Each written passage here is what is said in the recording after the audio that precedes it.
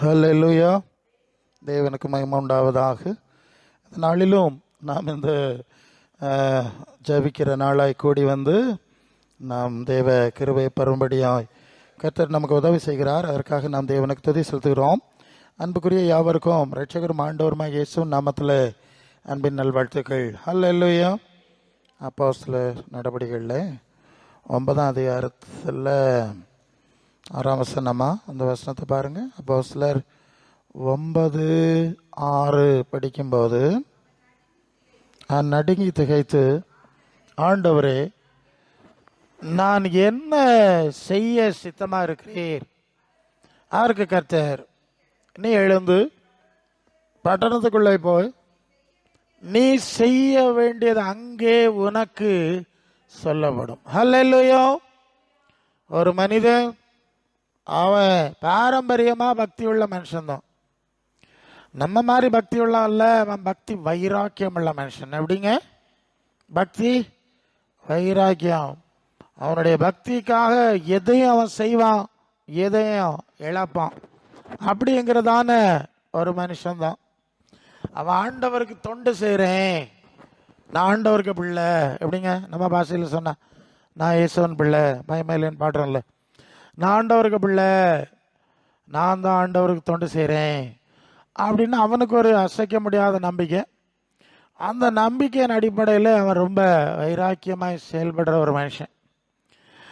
அவன் என்ன செய்கிறான்னா, அவனிடத்தில் இருந்த நியாயப்பிரமாணத்தின் அடிப்படையில் அல்லது அவனுடைய பாரம்பரிய அடிப்படைகள், அவன் கற்றுக்கொண்ட காரியங்களை மையமாக வைத்து வைராக்கியமாய் செயல்படுகிற ஒரு மனிதன்.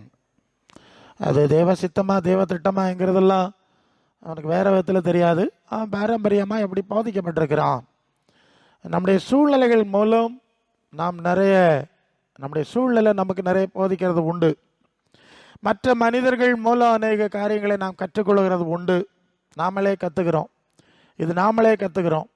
நீங்கள் ஒவ்வொரு ஊர்லேயும் ஒரு சூழ்நிலையிலையும் போகும்போது அந்த ஊரினுடைய வழக்கம், நம்பிக்கை, அதாவது அந்த சின்ன பிள்ளையா பிறந்ததுலேருந்து அது எப்படி சுற்றியுள்ள பார்க்குது.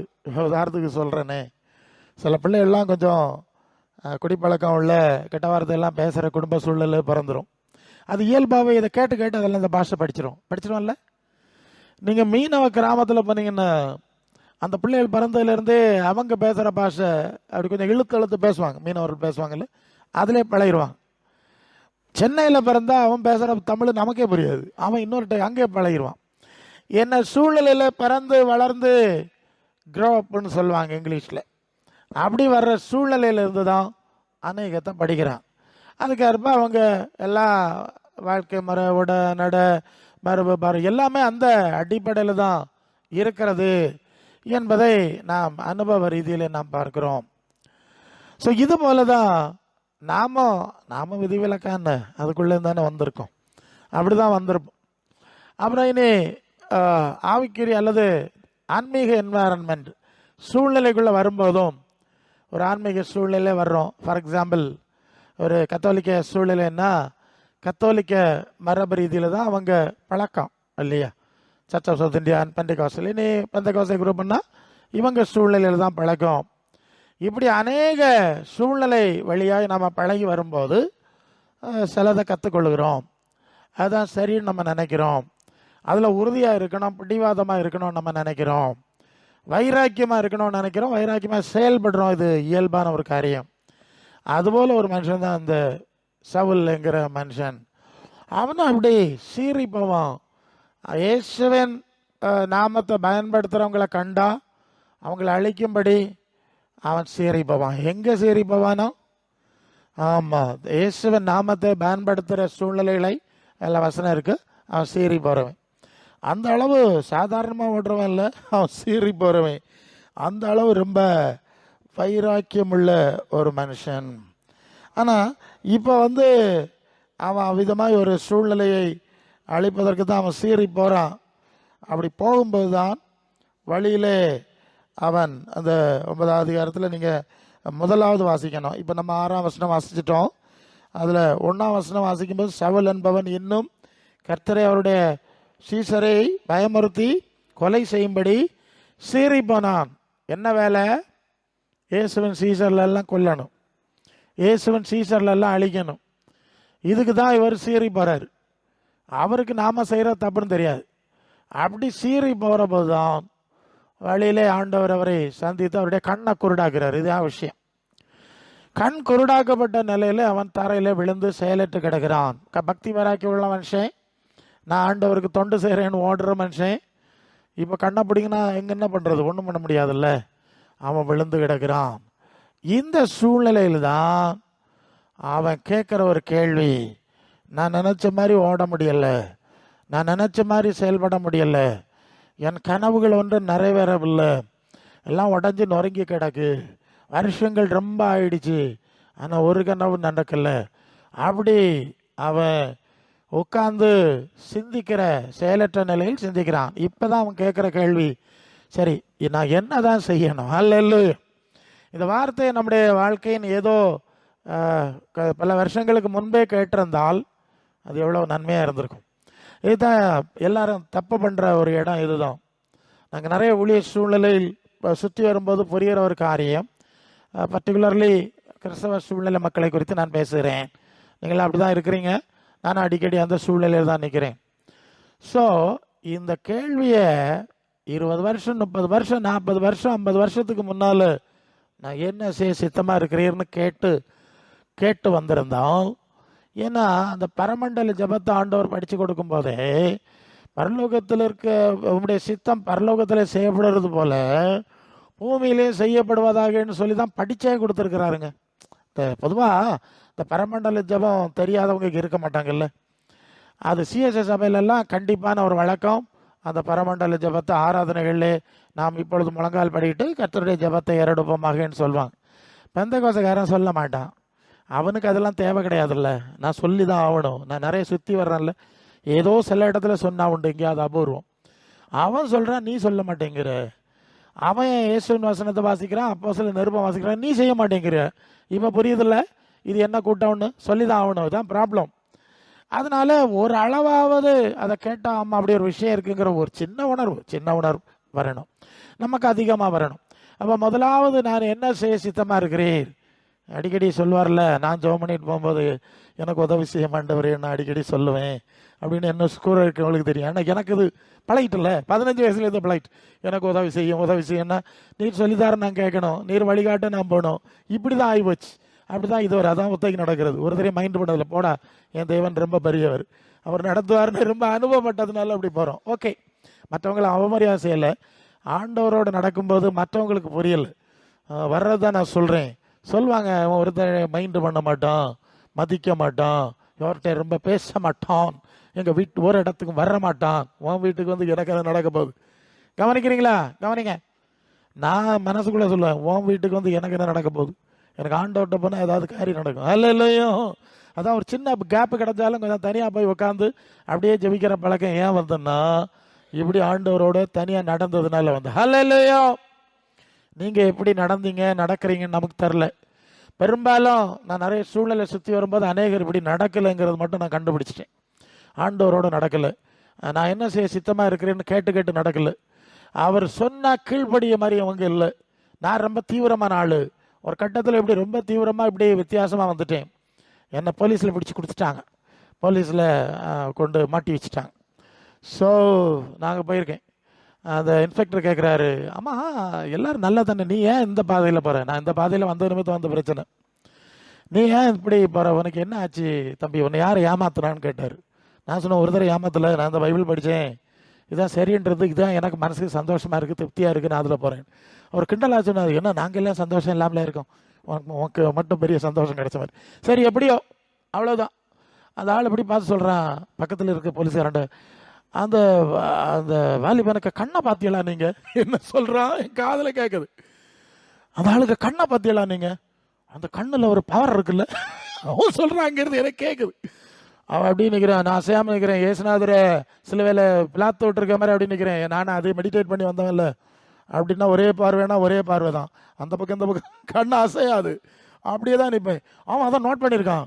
அவனுக்கு கண்ணை பார்த்தியலாம், அவரோட ஒரு பவர் இருக்குது, அவர் அப்படி ஸ்டெடியாக ஸ்ட்ரைட்டாக அப்படின்னா ஒரே நிற்பு தான், அசைவு கிடையாது. ஸோ எதுக்கு சொல்கிறேன், ஓகே ஏனோ இடையில வந்துட்டு. ஸோ இப்போ இவருக்கு கண்ணு குருடாகி போச்சு. கண்ணு குருடாக்கி போட்டனால தான் கேட்குறாரு, நான் என்ன செய்ய சித்தமாக இருக்கிறீர்னு கேட்குறாரு. அப்போ பல வேளை நாம் அப்படி கேட்டு நடக்காமல் கற்றுக்கொண்டது சூழ்நிலை, நமக்கு மனசு மாம்சம் தோணுது, சரின்னு தோன்றது எல்லாம் தெய்வ சித்தம் நம்ம நினச்சி போகிறதுனால தான் பல வேளை நம்ம நினைக்கிற மாதிரி காரியம் நடக்கலை. இப்போ அவர் நான் என்ன செய்ய சித்தமாக இருக்கிறதுன்னு கேட்டால் அவர் என்ன சொல்கிறாருன்னு கேட்டால், எப்பா அது இந்த நாட்டு பாஷையில் சொன்னால் அவர் நம்ம முன்னாள் ஜனாதிபதி அப்துல் கலாம் என்ன சொல்கிறாரு, கனவு காணுங்கள்னு சொல்லியிருக்காரு. எல்லாருக்கும் கனவு. நாங்கள் சில வேளை கடினமான சூழ்நிலையில் ஜபத்துக்கு நிற்கும்போது சொல்லுவாங்க, இந்த பயலை பற்றி நான் என்னெல்லாம் கனவு கண்டேன் தெரியுமா பாஸ்டர், இந்த குட்டியை பற்றி நான் என்னெல்லாம் கனவு கண்டேன் தெரியுமா பாஸ்டர், எனக்கு வாழ்க்கையில் எப்படியெல்லாம் கனவு இருந்து தெரியுமா பாஸ்டர், என் வாழ்க்கை எப்படி போகணும் நான் எதிர்பார்க்கல பாஸ்டர். எல்லாருக்கும் கனவு இருக்குல்ல, நமக்கு கனவு இருக்குது, நம்ம பற்றி இருக்கணும், இயல்பான ஒன்று தான், பாவம்னு சொல்லலை. நம்ம பற்றி நமக்கு கனவு இருக்கு, இப்படி ஆகிப்போச்சு, என் பிள்ளையை பற்றி கனவு இருந்து இப்படி ஆகிப்போச்சுன்னு சொல்லுவாங்க. ஆண்டவர் பேசுகிற வார்த்தை, உன்னை பற்றி உனக்கு நிறைய கனவு இருந்தில்ல, உன் பிள்ளைகளை பற்றி கனவு இருந்தில்ல, உன்னை பற்றி எனக்கு ஒரு கனவு இருந்து என்னைக்காவது அதை கேட்டியான்னு என்கிட்ட அல்ல இல்லையோ. என்னை பற்றியோ உம்முடைய கனவு என்ன, உம்முடைய திட்டம் என்ன, உம்முடைய சித்தம் என்னன்னு கேட்டு வந்திருந்தா நம்ம சேஃபாக வந்திருக்கலாம். நான் கொஞ்சம் நம்ம என்வாரன்மெண்ட்டு தான் பேசுகிறேன். விசுவாசின்னு சொல்கிறவங்க பல சூழ்நிலையெல்லாம் சிக்கி சங்கடப்படுறத ரொம்ப அழிகிறத நான் பார்ப்பேன். நானும் மனுஷன்தாங்க, ஒத்தைக்கு கடந்து வந்திருக்கேன். நானும் பல சூழ்நிலையெல்லாம் சந்தித்து கரையாறி வந்துட்டேன். நான் நினைக்கிற ஒரு விஷயம், நானும் இப்படியெல்லாம் சூழ்நிலை கடந்து வந்துட்டேன், நான் தப்பிட்டேன், இந்த ஆள் விழுந்து கிடத்துட்டான், எழும்ப முடியாமல் ஆயிட்டானே, இந்த ஆள் சிக்கிட்டானே. கொஞ்சம் ஆழமாக தான் பேசுகிறேன். அவனும் பைபிள் வச்சுருக்கான், நானும் பைபிள் வச்சுருக்கேன். அவனும் ஆண்டவர் நம்புகிறான், நானும் நம்புகிறேன். நான் எப்படி தப்பி வந்தேன்? அவன் என்ன ஒரு காரியம் ஆண்டவர் பேசினார். அநேகர் இயேசுவன் வாயில் சொல்லுவாங்க, இந்த மாதிரி நான் என்ன செய்ய சித்தமாக இருக்கிறேன்னு கேட்டு நடக்க மாட்டாங்க. இப்போ புரியுதா நான் சொல்கிறது? கேட்டு நடக்கிறவங்களுக்கு என் மேலே நம்பிக்கை வச்சுருக்கிறான்ல, என் பேரில் பக்தி வச்சுருக்கிறான்ல, என்னையே நம்புகிறான், வேற என்ன பண்ணுறது, விடப்படாது, அவனை கைவிடப்படாதுன்னு சொல்லி, அதாவது பேதையராக இருந்தாலும் திசை கட்டு போவதில்லைன்னு சொல்லியிருக்கு. என்ன சொல்லியிருக்கு? அறிவு கிடையாதுங்க, புத்தி கிடையாதுங்க. நமக்கு ரொம்ப அறிவும் புத்தியும் உள்ள ஆளுகள் தான் விழுந்து கிடந்து எழும்ப முடியாமல் கிடக்கிறான். அறிவு இல்லாதவன் இருப்பான் பாங்க, புத்தி இல்லாதவன் இருக்கான் பாருங்க. அவன் என்ன சொல்லிடுவான்னா, ஆண்டவரே எனக்கு தெரியாதுன்னு சொல்லிடுவான். என்ன சொல்லிடுவான்?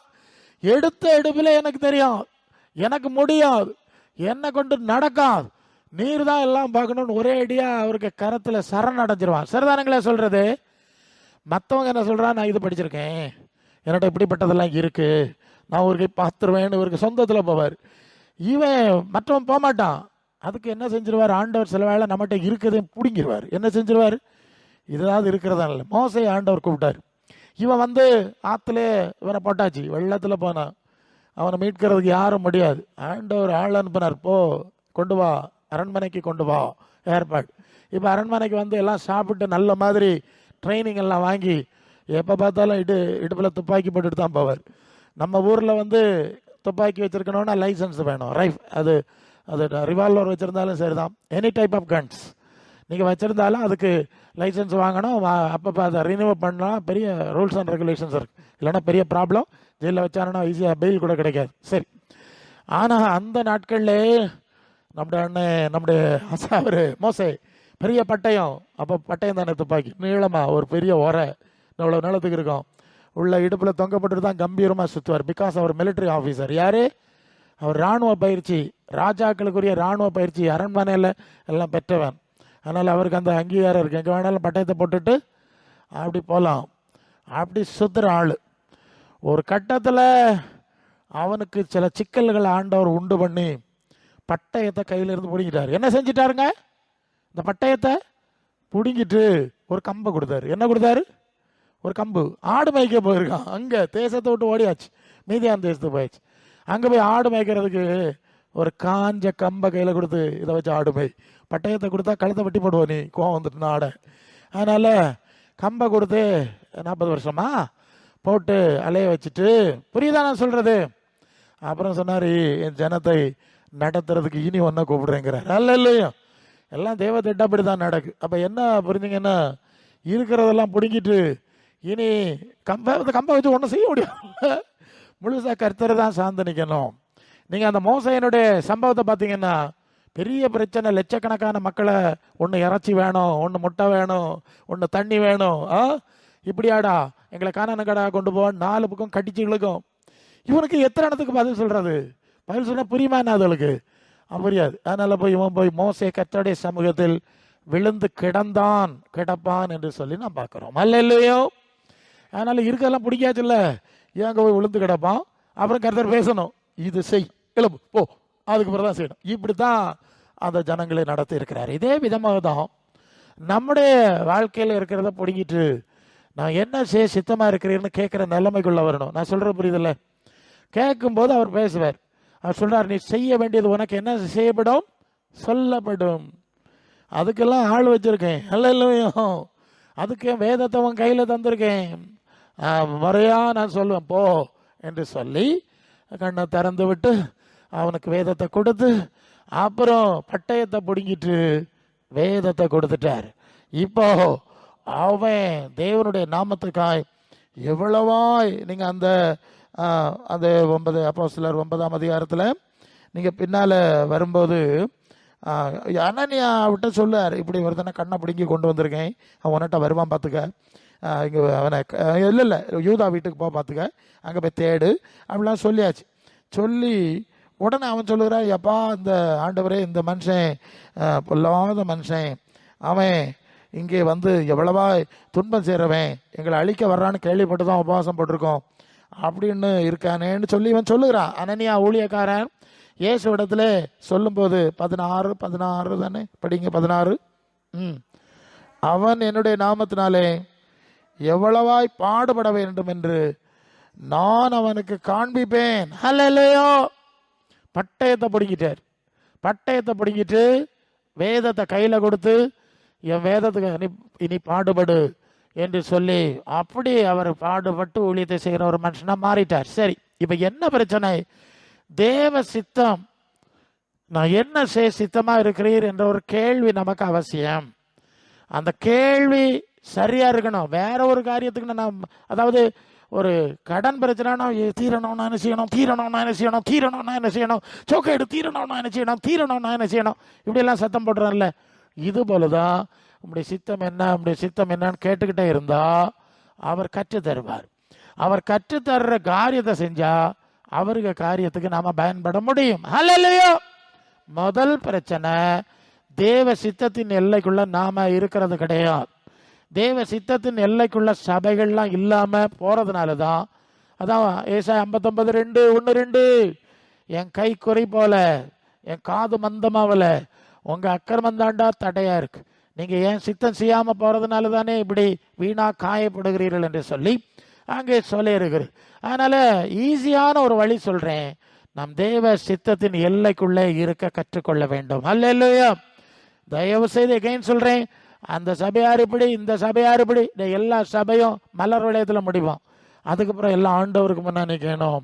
யோவான் 12:48 சொன்ன மாதிரி, நீங்க என்ன தள்ளுனீங்க, ஏன் உபதேசத்தை தள்ளுனீங்க, நான் உங்களை நியாயம் தீர்ப்பேன் என்று ஏற்கனவே சொல்லி இருக்கிறார். இது ரொம்ப அடிக்கடி நான் உணர்த்துகிற காரியம். இது உங்களுக்கு சிம்பிளாக தெரியும், எனக்கு சிம்பிள் கிடையாது. எனக்கு இது ரொம்ப சீரியஸான விஷயம். நான் அப்படி தான் கடந்து வர்றேன், அப்படி தான் போகிறேன், அப்படி தான் பேசுவேன். இல்லையா, நீ எந்த சபையாட்ட இருந்துட்டு போக எனக்கு தெரியாது.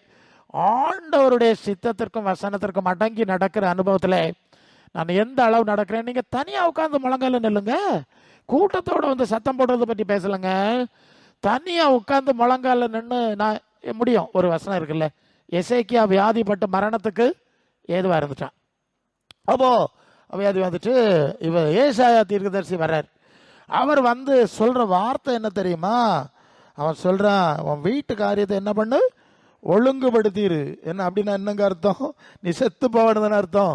வீட்டு காரியத்தை ஒழுங்குபடுத்து, நீ செத்து போவாய் அப்படின்னு சொல்லி அந்த காரியத்தை சொல்லிடுறான்.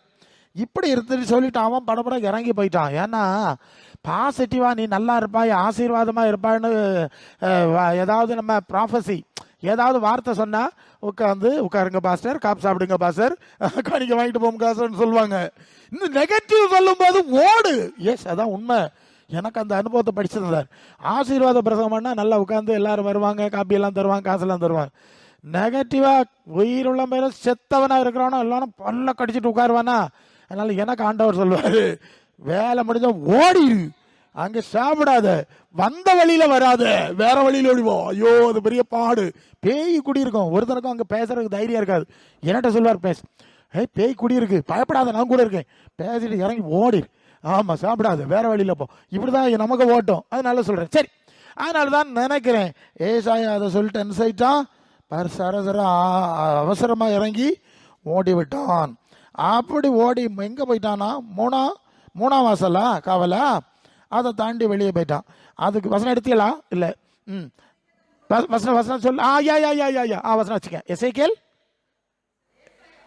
ஏசாயா அந்த சுவர்புறமாய் திரும்பி எங்க இருக்கு? 22. அதான் வேணும். சரி சரி. அப்ப என்ன ஆச்சுன்னா, ஏசாயா சொல்லியாச்சு. சொல்லிட்டு அவன் இறங்கி வர ஓடிட்டான். ஒருவேளை அவன் கோவத்தில் ராஜா வெட்டி போட்டா என்ன செய்யுது? நல்ல ராஜா தான் இருந்தாலும் நீ செத்து போவான்னா கோவம் வந்துடும்ல ஆளுக்கு. அதனால அந்த தீர்க்க தரிசனம் வரோம், அதாவது தீர்க்க தரிசனம் வரதை தாரோன்னு கேட்குறீங்க. நான் சொல்றேன், நான் போய் முடிச்சிடக்கூடாது. தீர்க்க தரிசனம் நல்லதாங்க. நீங்க நினைக்கிறது என்ன தெரியுமா? தீர்க்க தரிசனம் வருஷம் தந்தா உனக்கு ஆசீர்வாதம் இப்படி வரும்னு. நெவர், ஒரு நாளும் வராது. ஒருவேளை சிலருக்கு அது அப்படி இருக்கலாம், இல்லாம இல்லை. பெரும்பாலான சூழ்நிலை, நீ சரியில்லை, நீ அழகு சட்டையோட நிக்கிறேன்னு ஆண்டவர் காட்டுறாரு. என்னாச்சு? கந்தலோடையில நிக்கிற. தீர்க்க தரிசனம் பெரும்பாலும் அப்படிதான் வரும். ரொம்ப சின்னதான் ஆறுதல். நாங்கள் எல்லாம் பார்த்தது, அதனால தான் கள்ள தீர்க்க தரிசனத்தை ஈஸியாக கண்டுபிடிச்சிருவோம். தம்பி உன்னை பார்த்தா அப்படி தெரியலடே, நீ இப்படி வந்திருக்கா, உன்னை ரவுடி மாதிரி இல்லையா இருக்கு, எப்படியா வந்திருக்கோம், அழகா சாது வந்து மாதிரி நிற்பான். இங்க சொல்லாரு, உன்னை ரவுடி மாதிரி இல்லையடா இருக்கு உன்னை பார்த்தா. இப்படி எல்லாம் நெகட்டிவாக தான் வரும் பெரும்பாலும்.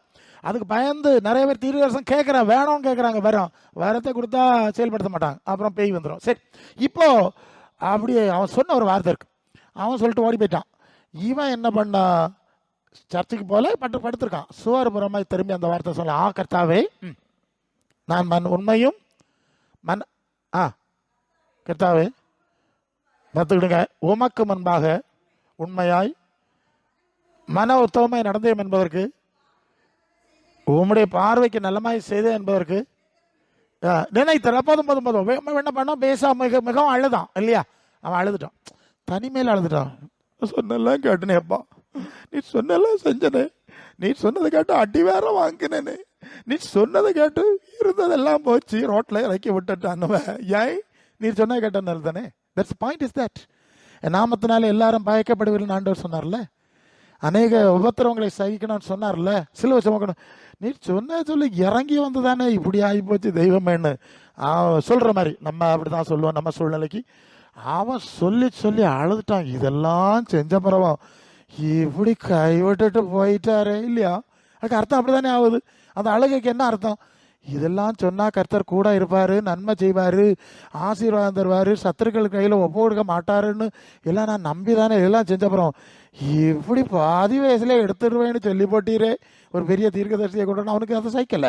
அது வாசனம் சின்னதா இருக்கு, உள்ள விஷயம் பெருசு இல்ல, ரொம்ப விஷயம் பெருசு. அப்போ அவனுக்கு ஒரு தைரியம் இருந்து, நான் உண்மையாய் நடந்தவன். நீங்கள் போய் முழங்கால் போட்டு சொல்லி பாருங்க, நான் இப்படி ஆண்டவரே நீர் சொன்னதில்லை என்னெல்லாம் கேட்டேன், எத்தனை இதுதானே நமக்கு பிரச்சனை, இதுதானே நமக்கு பிரச்சனை. அதனால இல்லையா பிரச்சனை, தனியாக எங்களுக்கு ஜோம் பண்ண முடியலைன்னாக்கும் நாங்கள் அங்கேயும் இங்கேயும் வண்டி, இப்போ நிறைய பேர் வண்டிங்கார எடுத்து ஓடு ரகசியம் அதாக்கும். தனியாக உட்காந்து ஜோம் பண்ணாச்சுன்னா சொல்லுவார், நீ கள்ள நீ பேச நான் கேட்க மாட்டேன்னு சொல்லுவார். அப்போ உடனே செபிக்கலாம் வாங்கன்னு ஒருத்தன் கூப்பிடுவோன்னா அங்கே போயிருது இல்லை இல்லையா? அப்போ நமக்கு அந்த அனுபவம், தனியாக ஜெபிக்கிற அனுபவம் வேணும். அப்போ நம்ம சொல்லணும்ல, சொன்ன ஆண்டவர் கேட்பார் அல்ல இல்லையா? உடனே கொஞ்ச நேரத்தில் இவன் 3 முத்தம் போயிட்டானா, வாசல் போயிட்டானா, அதுக்குள்ள அடுத்த வார்த்தை வந்துட்டு. எவ்வளவு நேரம் அவன் காரில் ஒன்று போல நடந்து ஓடி தானே, ஒருவேளை ஓடி போயிருப்பான வைங்க, அவன் நடந்து போனா இல்லைன்னா ஓடிப்பானா, இவ்வளவு தூரம் தான் சொல்லிட்டு அவ்வளவு போறதுக்குள்ளாலே பதில் உடனே வந்துட்டு திரும்பி போன்னு சொல்லிட்டார். ரிட்டர்ன், யூ டர்ன், போய் அவன்கிட்ட சொல்லு. அவங்க கிடந்து அழுகான் பார்த்துக்க. எப்படியா அது என்ன அர்த்தம் எல்லாம் எழுதல. அவங்க கிடந்து அழுகான், அவன் எல்லாம் நான் சொன்னெல்லாம் கேட்டானா, நான் சொன்ன மாதிரி செஞ்சானா, சொல்லி அழுதுகிட்டே கிடக்கான் பார்த்துக்க. சரி போட்டு போ, அவனுக்கு ஒரு 15 வருஷம் கூட்டுவேன் என்ன, போ அங்கே போய் சொல்லி 15 வருஷத்தை கூட்டுவேன்னு கர்த்தர் சொன்னார். எவ்வளவு நேரம் ஆயிருக்கு பார்த்தியெல்லாம். அப்போ நம்ம வாழ்க்கையில் பல வேளை இப்படிப்பட்ட, நான் இப்படி கடந்து வந்திருக்கேன், தனிமையில் இருட்டில் நின்று ஒரு தரம் இல்லை, யார்கிட்ட பேசுது, இப்படி தான் பேசுது. அப்படி பேசி பதிலை வாங்கியிருக்கிறதுனால தான் உங்களுக்கு சொல்லுகிறேன். அப்போ இப்படி ஆண்டவருக்கு முன்பாய் மன உத்தமமாய் நடப்பதற்கு நீங்கள் கற்றுக்கொள்ளணும் அல்ல இல்லையா? அதை கற்றுக் கொடுக்கறது தான் சபையினுடைய வேலை. எல்லாருக்கும் பாஸ்டர் மாதிரி வந்து எல்லாம் ஒன்றும் செய்ய முடியாது பாருங்க. ஆரம்பத்தில் கொஞ்சம் செய்வாவ, அதுக்கப்புறம் இன்னைக்கு எனக்கு குழந்தை எல்லாம் நம்ம எல்லாம் தாத்தா பாட்டி தானே, பிள்ளையா இருந்த வேலை இப்படி கையில் கொண்டு தெரிச்சோம், தோளில் போட்டோம், இடுப்பில் வச்சோம். இப்போ 20 வயசான பையனை தூக்கி இடுப்பில் வைக்க முடியும்? நீங்கள் யோசிங்க, யோசிப்பாரு. இது மாதிரி தானே இருக்கும். பாலில் வந்து என்ன பாருங்க, இந்த பையன் வளர்ந்துட்டான், தரையில் போட்டுருக்கு. சின்ன பிள்ளையா இருக்கோ மடியில் தான் வச்சனா, சரியா உறங்கு அப்படின்னு. இது மாதிரி தான் நம்ம வளர்ந்துட்டோம்ல, வளரணும்ல. அப்போ நம்ம ஆண்டவர்கிட்ட பேசணும்ல, நம்ம பவாரிக்கை செய்யணுமா வேண்டாமா? என்ன சொல்கிறீங்க நீங்கள்? ஸோ இந்த அனுபவத்தை இந்த நாளில் நீங்கள் கற்றுக்கொள்ளணும், அதற்கு அர்ப்பணிக்கணும். இப்போ ஆண்டவருக்குள்ளே வந்தாலும் நாங்கள் நாசம் எடுத்துட்டோம், நாங்கள் அந்நிய பாஷை பேசுகிறோம், எல்லாம் நல்லது தான். ஆனாலும் சொல்லுவார், இல்லை இல்லை நீ உன் கிரியைகளை நான் நிறைவுள்ளதாய் காணவில்லை. எப்படியோ ஒரு சபைக்கு சொல்லுவார், சபைக்கு சொல்லாருங்க, விசுவாசிக்கு சொல்லுவார், உன் கிரியைகளை, நல்ல கிரியெல்லாம் இருக்கு, ஆனாலும் உன் கிரியை நிறைவுள்ளதாய் காணவில்லை. அது ஒரு கால் பங்கு இல்லைன்னா அறகுறை இருக்கு, முக்கால் இருக்கு இல்லையா, அது நிறைய அர்த்தம் இருக்கு அதுக்குள்ள. உன் கிரியைகளை நான் நிறைவுள்ளதாய் காணவில்லை. ஹல்லேலூயா. அதான் இது ரொம்ப முக்கியமான ஒரு காரியம். நீ அவைகளை சரிப்படுத்து, நீ சரிப்படுத்து. குறைவானவளை என்ன செய், நீ சரிப்படுத்த வேண்டும் என்று சொல்லுகிற ஒரு வசனம் அங்கே வரும். நிறைவுள்ளதாக, சரி, அது வெளிப்படுத்தின விசேஷத்தில் இருக்கு. உன் கிரியைகளை நிறைவுள்ளதாய் காணவில்லை. அப்போ நம்மை பார்த்து நீ நிறைவா இருக்கிறாய் இல்லை சரியா இருக்கிறாய் அப்படி சொல்ல போறாரா? இல்லைன்னா இல்லை இல்லை குறை இருக்கு, பார்த்துக்க, குறை இருக்குது. நீ எல்லாம் அதை நல்லவன் தான், நல்ல காரியெல்லாம் இருந்தாலும் அது உன்னிடத்துல அந்த அளவு பூரணமான 2 எடுத்துக்கலாம் இல்லை. அந்த வசனம் முன்னால் வந்து, சரி, நிறைவுள்ளதாய் காணவில்லை, உன் பேரில் எனக்கு குறை உண்டு. சரி இருக்கட்டும், வசனம் டக்குன்னு ஆத்துறது கிடையாது, கண்ணு வர தெரிய மாட்டேங்குது. சரி, அப்போ அன்புக்குரியவர்களே என்ன புரியுங்க, நம்மை குறித்தும் ஆண்டவர் நீ நிறைவா இருக்கிறாய் அல்லது குறைவா இருக்கிறாய் என்று என்ன சொல்ல முடியும்? யோசித்து பாத்தியலா, யோசித்து பாத்தியலா. நான் இத்தனை வரையும் விசுவாசியாக்கம் பிரசங்காரு, எனக்கிட்ட இதெல்லாம் பேசப்படாதுன்னு ஆண்டவர் பேசியிருக்காரு, சபைக்கு இல்லையா பேசியிருக்காரு? ஆவியானவர் சபைகளுக்கு சொல்ற காதுள்ளவன் கேட்க கடவன் சபைக்கு பேசியிருக்காருல்ல, உன் கிரியைகளை நான் நிறைவா பார்க்கலன்னு. ஆக அன்புக்குரியவர்களே, இந்த நாட்களில் நம்மை நாமே நிதானித்து பார்த்து நாம் சீர்திருந்த வேண்டும். ஹல்லேலூயா. என்ன செய்யணும்? சீர்திருத்துவீளா? நிறைவுக்கு நேராக போவீளா? இல்லை இருக்கிறதுல அறகுறையா தான் இருப்பம் பிரசங்காரன்னு சொல்லுவீளா? அறகுறையா இருந்தா அறகுறை கிருபை கிடைக்கும், நிறைவுக்கு நேரம் போனா நிறைவான கிருபை கிடைக்கும். ஹல்லேலூயா. என்னைக்கு பிச்சைக்காரனுக்கு 10 பைசா 50 பைசா 1 ரூபா தானே போடுவோம், அதுக்கு மேலே போட மாட்டியா இல்லையா? அதுபோல ஏதாவது பிச்சை போடுவார், பிச்சை, அதுக்கு மேலே ஒன்றும் போட முடியாது. ஆகவே நம்முடைய வாழ்க்கையை சீர்தூக்கி பார்க்கணும். ஆண்டவரே எங்கேயோ தவறிட்டேன், நீர் சொல்லுறது கேட்கல போல இருக்கு, உம்முடைய வழி, அதாவது அது 58:5 என் வழி உன் வழி அல்ல, உன் வழி என் வழி அல்ல என்று கர்த்தர் சொல்லுகிறார். வானத்துக்கும் பூமிக்கும் எவ்வளோ வித்தியாசம் இருக்கிறதோ அந்த அளவு உன்னுடைய வழிகளுக்கும் என்னுடைய வழிகளுக்கும் வித்தியாசம் இருக்கிறது அப்படின்னு சொல்லிட்டார். அப்போ நம்முடைய வழிகளுக்கும் அவருடைய வழிகளுக்கும் வித்தியாசம் இருக்குது. பல வேளை நம்முடைய தவறு இங்கே தான் வருது. நம்ம நினைக்கிறோம் என்னன்னு சொன்னால், நான் வந்து ரொம்ப சரியாக இருக்கிறேன், நம்ம பார்வைக்கு நம்ம சரியாக இருக்கிறேன், அது சில காரியங்களை அடிப்படையாக வச்சு நின்றுக்கிடுது. நாங்கள் நிறைய இந்த சுவிசேஷ பணியில் ஈடுபடும் போது நடக்கக்கூடிய ஒரு பெரிய பிரச்சனை, எல்லாரும் சொல்லுது, நான் தாய் சபை, நான் தந்தை சபை, நான் ஆவிக்குரிய சபை, நான் ஆவி இல்லாத சபை, நான் பூரணா, நான் அரை, இப்படி தான் சொல்லுவாங்களே தவிர நான் ஆண்டவருடைய கொஞ்சம் நடக்கிறேன், பேசுகிறேன், அவர் எனக்கு சில நிச்சயங்களை தந்திருக்கிறார், அப்படி பேச முடியல. சிலர் நெத்தி அடிச்சு பேசிட்டா, ஒரு தான் கேட்டுட்டாங்கிட்ட, நான் இப்படி இருந்தேன், உறுதியாக இருந்தேன், நம்பிக்கையோடு இருந்தேன், அப்படியா, நான் நல்ல அஷூரன்ஸ் இருந்தேன்னு சொன்னேன், பிறகு கைவிடப்பட்டுட்டேன்னு சொன்னேன். நான் சொன்னேன் அப்படியா? அப்போ நான் கேட்டேன், நீங்கள் இயேசுவின் சீசர் ஆனியலான்னு கேட்டேன். நல்லா கேட்கணும், சிம்பிள் கேள்வி. நீங்கள் இயேசுவின் சீசர் ஆனியலா? சீசரா? அது என்னது அவருக்கு தெரியல. சரி, பரலோக தேவன் தந்த அங்கீகார முத்திரை இருக்கா? தேவன் உங்களை குறித்து சாட்சி கொடுத்தாரான்னு கேட்டேன். சாட்சியா, முத்திரையா, கொள்ளாமா? 2 கேள்வி, 2 சிம்பிள் கொஸ்டின். அவர் கர்த்தர் எனக்கு கூட இருப்பார், கூட வருவார், எனக்கு கேட்டதை தருவார், நல்ல அஷூரன்ஸ் இருந்து, அவருக்கு பயங்கர நிச்சயம். நல்ல காலம், ஆஸ்பத்திரி போயிட்டு ஆப்ரேஷனில் வெளியே வந்துட்டான். சில ஆளுகள் நம்பிக்கை இருந்து செத்து போகிறான். தெரியுமா அவங்களுக்கு? என்கிட்ட ஒரு தாயார் ஒரு சம்பவம் சொன்னாவே, ரொம்ப வருஷத்துக்கு பாஸ்டர், என் ஹஸ்பண்ட் பயங்கர தன்னம்பிக்கை உள்ள ஆளாகும், பயங்கர நம்பிக்கை உள்ள ஆள், அசைய மாட்டார். போகிற என்னாச்சு, போகிற அவருக்கு ஹார்ட் அட்டாக் வந்துட்டு, திடீர்னு ஹார்ட் அட்டாக் வந்து மனுஷன் இதாகிட்டார். சரி, என்ன பண்ணணும்? பைபாஸ் பண்ணணும். அப்போ சர்ஜரி பண்ணதான், இல்லைன்னா அந்த மனுஷன் பிழைக்க மாட்டான். அப்படி. ஸோ இவரை ஸ்ட்ரக்சரில் அந்த ஆப்ரேஷன் தியேட்டர் கொண்டு போகிறாங்களாம். கொண்டு போகிற வழியில் அவர் அனஸ்தீசியா கொடுக்கல, உள்ளவே தான் கொடுக்குறேன். கொண்டு போகிற வழி மனைவி வாசலில் நிற்கிறான். அவங்கள பார்த்து இந்த கட்டை விரல தூக்கி காட்டி சொன்னாராம், நான் வெற்றியோடு வருவேன். பரவாயில்லையா? அந்த ஆள் பயங்கர நம்பிக்கை உள்ள ஆள், தன்னம்பிக்கை உள்ள ஆள். அந்த நம்பிக்கையில் கிறிஸ்டின் தான், பேசிக் பாரம்பரியஸ். நான் வெற்றியோட வருவேன். அந்த வெட்ட வரல தூக்கி காட்டிட்டு போனார். பாடியாக தான் திருப்பி தந்தா வேணும். கொள்ளாமா? நல்ல காலம் இது போலெல்லாம் நிறைய இருக்குது, பார்த்துடுங்க. நல்ல காலம் ஒரு தப்பிட்டான். அப்போ நான் இந்த 2 கேள்வி தான் கேட்டேன். சீசனானியா தெரியாது. அப்போ பின்ன உனக்கு யாருடா இந்த அஷூரன்ஸை தந்தது, இந்த நிச்சயம் தந்தது யார்? ஈஸ்வரன் சீசத்துல இல்லை, அவருக்கு சாட்சி இல்லை. உனக்கு நிச்சயம் தந்தது யார்? இப்படி தவறான நிச்சயங்களில் நிறைய ஓடி பாசு மாதிரி தெரியும், வாக்குத்தத்தம் தந்திருக்காருன்னு சொல்லி எழுதி வச்சுக்கிட்டு பாதி வயசுல செத்து போயிருக்காவ. நமக்கு பற்றி சம்பவிக்கப்படாது. எப்போதும் தாழ்மை உள்ளவன் இல்லையா உத்தமன், எப்போதும் பயந்து இருக்கிறவன் உத்தமன். அந்த வார்த்தை என்னது? எஸ், பெரிய பக்தர்கள் படிச்சு எப்போதும் பயந்து இருக்கிறவன். ஆண்டவரே நான் என்ன செய்யணும், அடுத்த நேரம் என்ன செய்யணும், ஜாக்கிரதையும் பயமும் உள்ளவன் உத்தமன். இந்த நிர்விசாரமான போக்கு நான் கிறிஸ்தவ மார்க்கத்தில் பார்க்குற ஒரு மோசமான காரியத்தை நான் சொல்லணும்.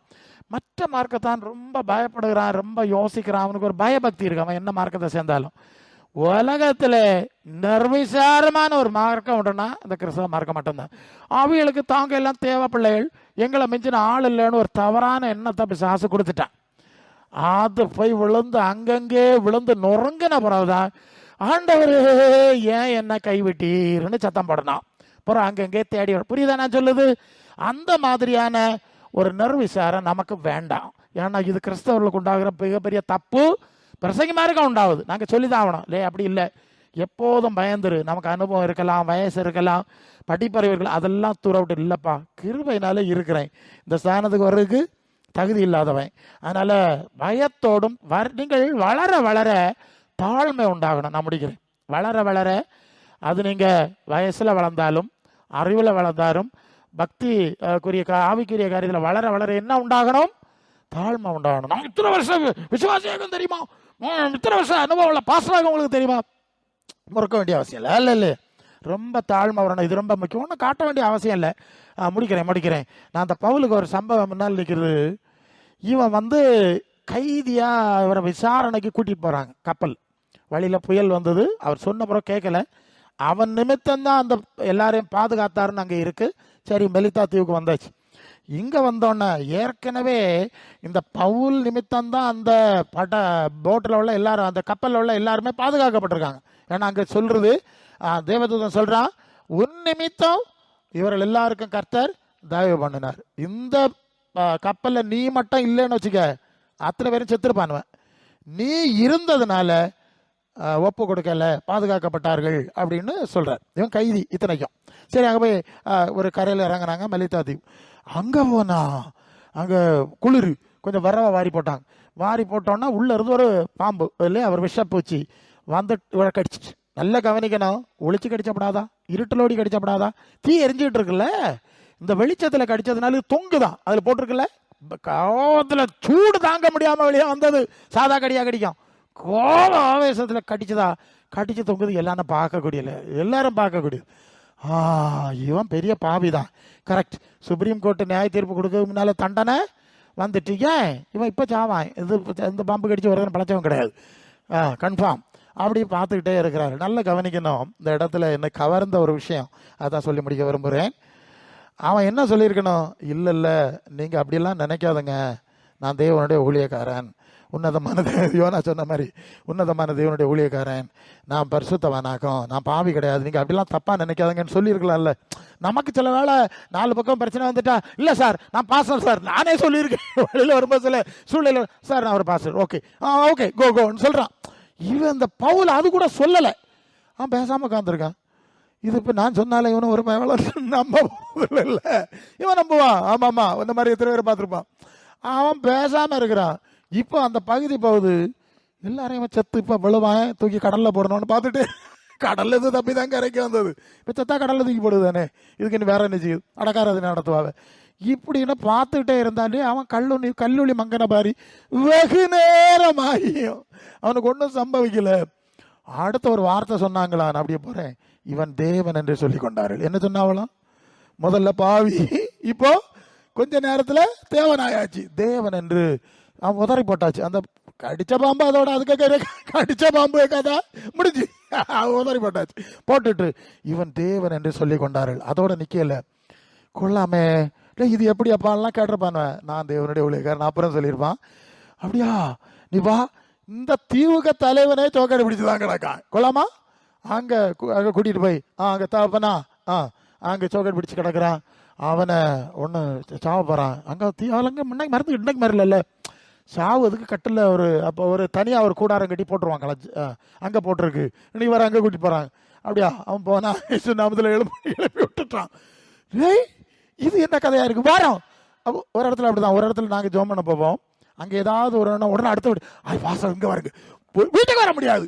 கூட்டம் முடிச்சுட்டு வீட்டுக்கு வரலான்னா அங்கே வாருங்க அங்கே வாருங்க அங்கே வாருங்கெல்லாம் கூட்டிகிட்டு போவோம் நாங்கள் லைவாக பார்க்குறோம். அப்போ இப்போமே இப்படி இருந்திருந்தா அந்த தீவில் உள்ள எல்லாரும் குணமாக்கப்பட்டார்கள். அல்ல இவங்களுக்கு எல்லா விவசாயம் எல்லாம் செய்து அனுப்பி வச்சாங்கன்னு வாசிக்கிறோம். அப்போ சொல்ல வந்த விஷயம் என்னன்னா, நாம் ரொம்ப நம்ம விளம்பரப்படுத்த வேண்டிய அவசியம் வராது. நம்ம செய்ய வேண்டியது தேவசித்தம், நம்ம நடக்க வேண்டியது ஆண்டவரோடு, நம்ம பேச வேண்டியது ஆண்டவரோடு. இப்படி நடந்தா நான் அந்த பாஸ்டராக இந்த பாஸ்டராக தலைமையாக இதெல்லாம் நமக்கு என்னத்துக்கு? அது ஒரு வசனத்தை முடிக்கிறதா வந்துடும், முடிச்சிடுறேன். தான் முதல் பேர்சபா வரைக்கும் உள்ள ஜனங்களுக்கு சாமுவேல் ஒரு தீர்க்க தரிசிதான்ங்கிறது தானாய் விளங்கினது. அல்ல இவன் தீர்க்க ஆண்டவர் கொண்டு விட்டா, சின்ன பிள்ளையில கொண்டு விட்டுருக்காங்க, கர்த்தருடைய சமயத்தில் விட்டாங்க, தீர்க்கதரிசி அவர் பேசுறார். ஸோ ஜனங்களுக்கு தன்னா தெரியுதுல, இவன் சாதா பையன் இல்லை, அவன் சொல்லுதெல்லாம் நடந்துக்கிட்டே இருக்கு. இவன் கர்த்தருடைய தீர்க்க தரிசனங்கிறத தானாய் விளங்கி கொண்டார்கள். அதுக்கு என்ன காரணம் தெரியுமா? என்ன காரணம்னா, சாமுவேல் சிறுபிள்ளையா இருக்கும்போதே தேவ சமூகத்துக்கு அவன் பிறக்க முன்பே அர்ப்பணிக்கப்பட்டு சிறு பிள்ளையா இருந்தபோதே தேவ சமூகத்தில் கொண்டு விடப்பட்டவன். சரியா? அங்கேதான் இரவும் போலும் தங்கி இருந்த மனுஷன். கர்த்தருடைய சமூகத்தில் வாசல்படியில் தங்கி இருப்பதே நான் தெரிந்து கொள்வேன், நாடுவேன் சொன்ன மாதிரி இருந்த மனுஷன். ரெண்டாவது, ஆண்டவருடைய குரலை கேட்கிற மனுஷன். நல்ல அவனுக்கு தெரியல, ஏலி சொல்லி கொடுக்குறான். எப்பா இனி சத்தம் கேட்டா கர்த்தாவே சொல்லும், உங்ககிட்ட பேசுற கர்த்தர் பேசுறாருடா, உனக்கு புரியல பிள்ளை, கர்த்தர் பேசுறாருன்னு சொல்லி கொடுக்குறார். அவன் கேட்கிறான். அவன் சொல்ல முதல் இதில் முடிச்சிடறேன். அவன் சொன்ன முதல் தீர்க்க தரிசனமே ஏலியன் குடும்பத்துக்கு எதிராக பேசி இந்த குடும்பத்தை அழிக்க போறேன்னு சொல்லிட்டார். பிறகு மற்ற காரியம் சொல்லிட்டார். சரி, அப்போ இதுக்கு என்ன காரணம்? ஆண்டவருடைய சமூகத்தில் இருந்தது, அவருடைய சத்தம் கேட்டது. ஆகவே இந்த நாளிலும் நான் என்ன செய்ய சித்தமாக இருக்கிறீர் என்று கேட்டு கேட்டு நடக்கக்கூடிய, நான் சொல்லியிருப்பேன் இதுக்கு முன்னாலும், ஆழமான அந்த அனுபவத்தை கற்றுக்கொள்ள, அதன் மூலம் ஆண்டவர் காட்டுகிற வழிகாட்டுதலுக்கு கீழ்ப்படிய, அதன் மூலம் வருகிற நன்மைகளை சுதந்திரித்துக் கொள்ள கர்த்தர் இந்த வார்த்தைகளினால் உங்களை ஆசீர்வதித்து நடத்துவாராக. ஆமென்.